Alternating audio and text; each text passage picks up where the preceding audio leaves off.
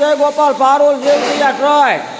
તો આજે 26 તારીખ અને મંગળવારની રાત 9 થી 11:30 સેવા કરતા પારુલ જેવદિયા ટ્રસ્ટના ગૌસેવકો. તો વાલા એક પાંજરાપોળ છે, અમારું કોઈ પ્રાઇવેટ ગૌશાળા નથી. અહીંયા પાંજરાપોળની માલિપા હજારોની સંખ્યામાં ગાય માતાઓ છે.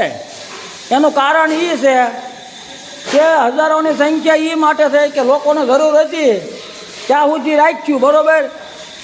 જેમ દૂધ દેતી બંધ થાય એમ ઘર બહાર તગડી મૂકી. આ જીવ ક્યાં જાય બિચારો? કોને કે મને તગડી મૂકી?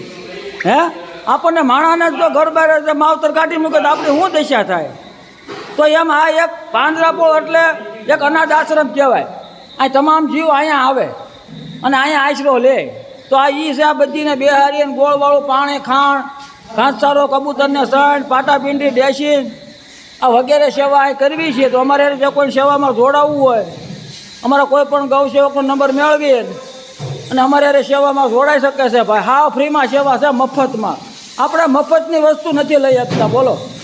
હે, અને આ આપણું કર્મભૂમિ છે. આ જન્મો જન્મ આપણને આડું આવે. હા, એન સમયે આજ આપણને આડું આવે. તો ભાઈ ભગવાને સારા શરીર આપે તો આ રળી ગયો રળ્યા એવું છે, બરાબર.